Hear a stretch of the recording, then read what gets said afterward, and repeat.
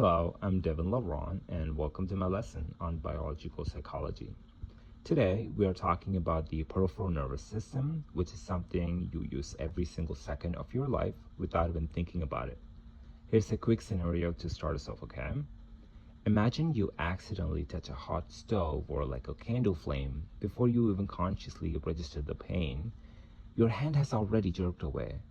How does that even happen so fast, right? Like faster than you can even think. The answer lies in a network of nerves outside your brain and spinal cord called the peripheral nervous system, or PNS for short.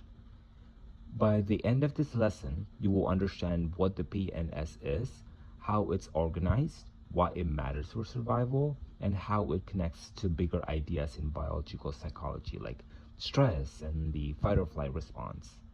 So let's start with the basics. The entire nervous system is split into two major parts: the central nervous system, the CNS, and the peripheral nervous system, the PNS.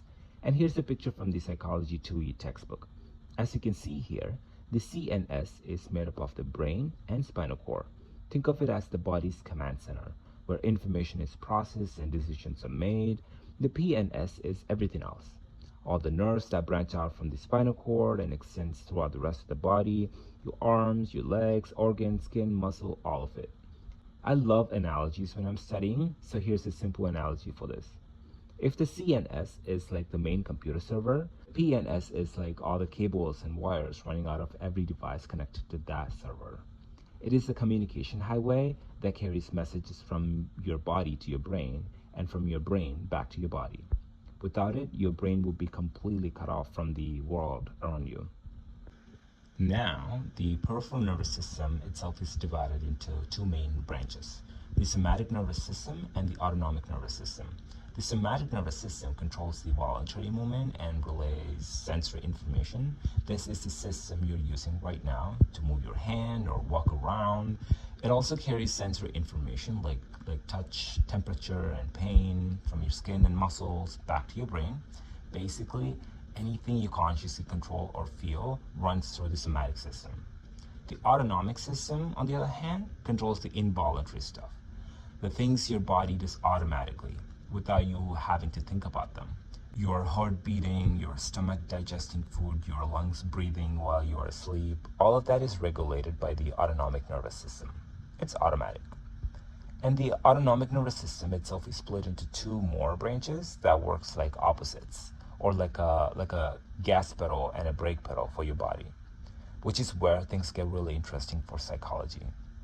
The sympathetic nervous system is the gas pedal.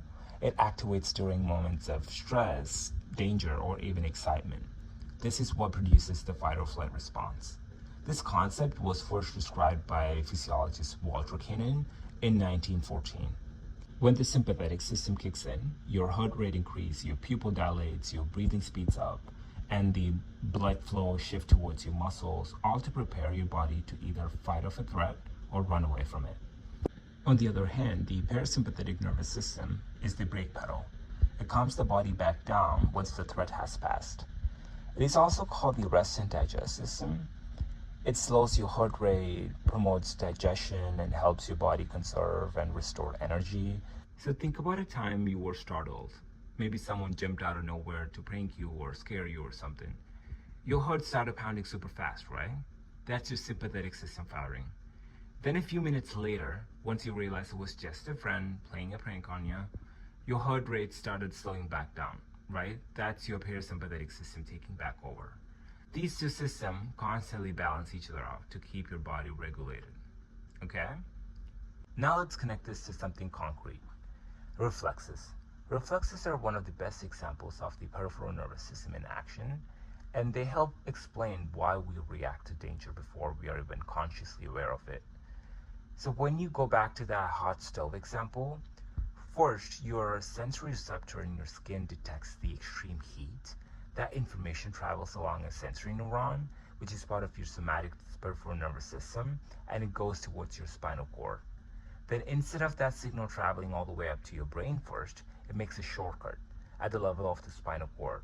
The sensory neuron connects almost directly to a motor neuron, sometimes through a small connection neuron called an interneuron. Finally, that motor neuron immediately sends a signal back out to your muscles in your arm, telling them to contract and pull your hand away, all before the pain signal has even finished traveling up to your brain for conscious processing. This is called a reflex arc. And it's a perfect example of how the peripheral nervous system can act incredibly fast, bypassing the brain entirely for the first protective movement. Only afterwards you consciously feel the pain. This is a classic example used in biopsychology to show how our nervous system is built for survival. Here, speed matters more than conscious thought when your safety is at stake. So why should we as psychology students care about the peripheral nervous system, right? That's a question that might come up. And that's because so much of what we study in psychology, like stress, anxiety, emotions, or even like physical health, is deeply tied to how the autonomic nervous system functions. Chronic activation of the sympathetic nervous system is linked to long-term stress and its negative effects on the body, including like cardiovascular problems and weakened immune response.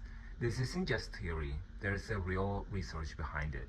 A massive international study called the INTERHEART looked at over 11,000 heart attack patients across 52 countries and compared them to people without the heart disease. They found out that people under high psychosocial stress had almost 3 times higher odds of having a heart attack, and stress-related factors accounted for roughly a third of heart attack risk globally. That's the sympathetic nervous system in action. Chronic activation from stress isn't just uncomfortable, it has measurable, serious effects on the body. So what can we actually do about it? The good news is, since we have a parasympathetic nervous system too, we can consciously activate it. Things like slow, deep breathing, exercise, yoga, listening to music, or even good sleep all help trigger the rest and digest response and counteract the effects of chronic stress.